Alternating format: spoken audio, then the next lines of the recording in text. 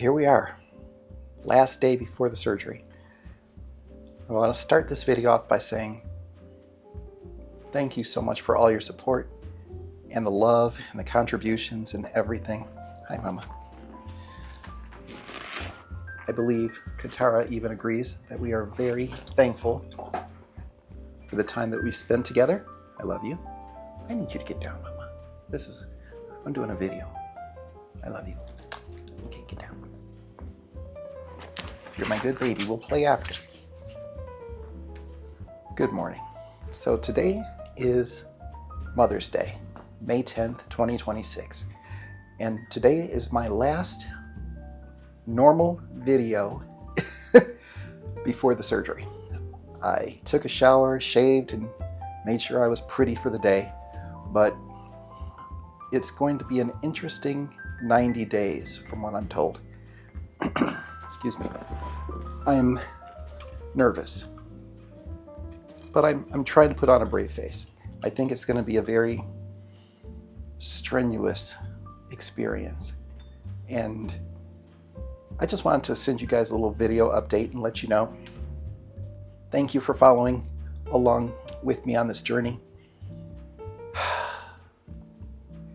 I don't really know how to enunciate exactly how I feel. I feel I'm walking on two separate sides of the equation. One is I want to be optimistic. I want to be confident. I want to say, everything is going to work out just fine. And I'm hopeful that it will. I'm 90% confident that everything will be fine. But that is a sizable 10% of doubt lingering in my mind. It's a bruiser. And it's like, it's going to happen to you. Get ready for that. I'm like, oh. Anyway, I'm babbling. But as I go into this journey, I am looking forward to keeping a brave face on, staying positive and optimistic. Excuse me. I'd be lying if I said that everything was feeling completely fine and normal. Because, like I said in a previous video, it's not like I'm going in an emergency situation.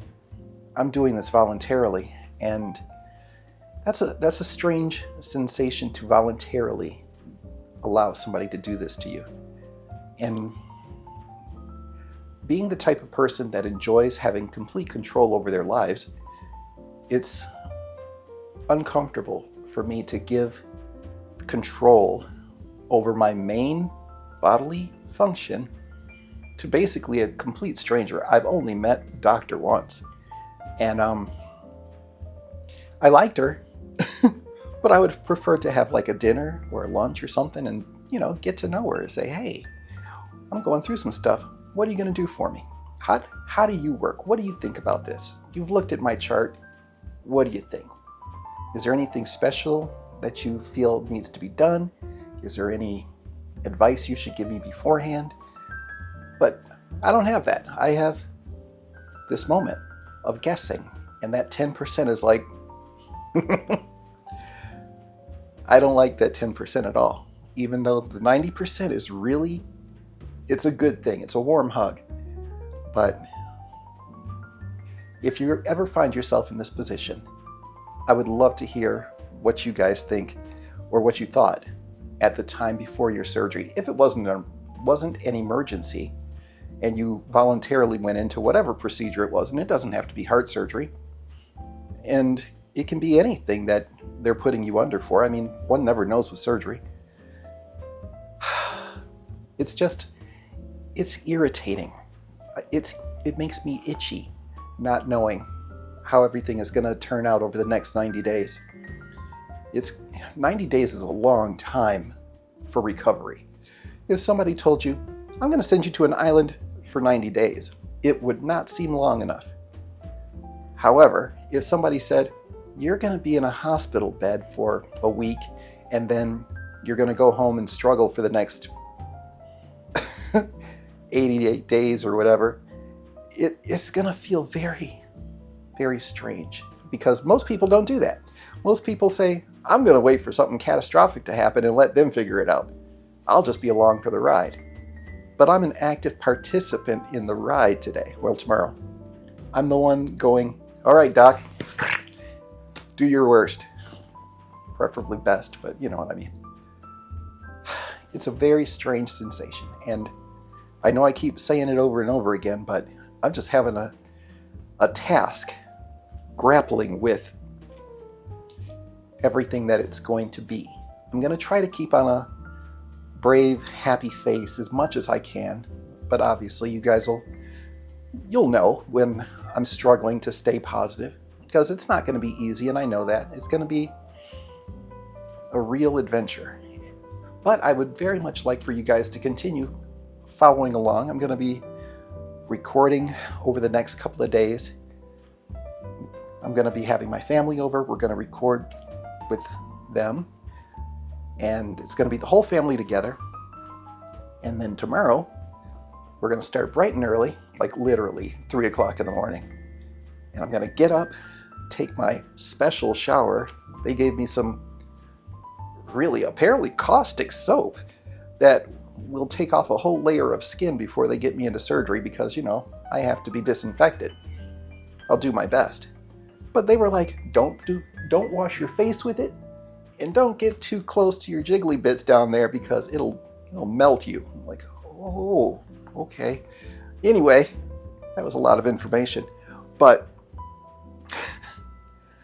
I want you to come with me over these next 48 hours, and I'll be doing videos along the way and letting you know exactly how it feels and what I'm going through and what the hardships are. And, you know, the benefits, the welcome parts where maybe I'm walking up a flight of stairs. It's weird to put that into one of the categories of, I can do it now. But I sleep upstairs, so I'm going to have to go upstairs preferably sooner than later. I don't want to sleep on either of my couches. They're nice, but that's not how you want to recover after a hospital surgery. It's like, I'll get upstairs no matter what it takes, even if it requires, you know, additional help. I honestly don't see a problem. So long as my heart is working and they let me out of the hospital with the assumption that, okay, you're good enough to walk, because they're going to have me walk right after surgery. I feel confident that I'll be able to at least get upstairs. My esposa has told me, I'm not going to let you downstairs for a good long time because I want to make sure that you don't fall down the stairs. Falling up the stairs is much better than falling down. And so I understand that. And I'm going to try to, you know, enjoy this being taken care of. It's very hard for me to be taken care of. I don't like it. I'm much more independent than that. And this feels, again, very much like giving up control. And there's so many different things that I'm going to be out of control for during this process. And I've heard and watched so much YouTube about people's recovery and the warnings they give you. Don't overdo it. Don't think that you're failing. And I'm really not cut like that. I feel like I'm going into this with a very clear understanding of what a hospital recovery and post-op recovery looks like. I'm not trying to overdo it. I'm not trying to have, you know, any cables snapping inside my chest, flicking around in my entrails there. I don't want that. So I'm going to do exactly what they tell me to, and I'm going to stay positive about it. But I don't want this to be too long. I did just want to let you guys know that I'm going to make the most out of this last normal day that I'm going to have for a good long time. And I will try to keep you apprised of everything that's going on.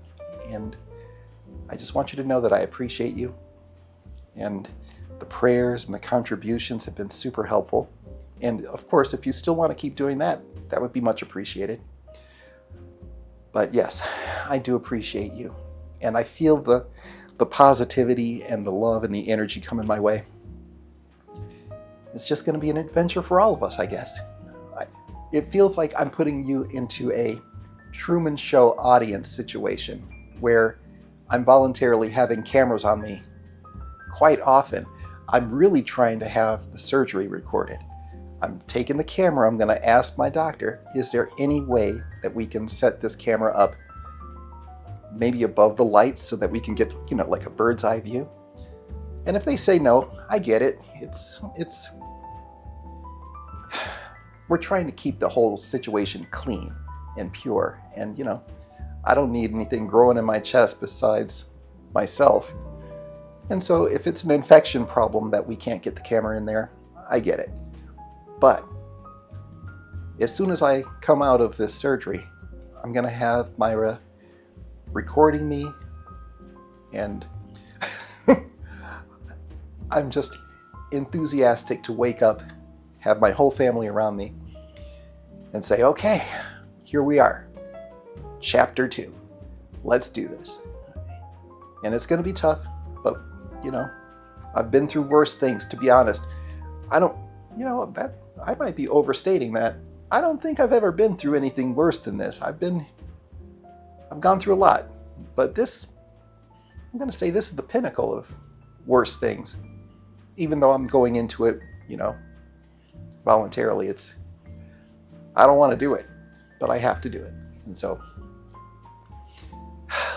I hope you'll stay with me along the way.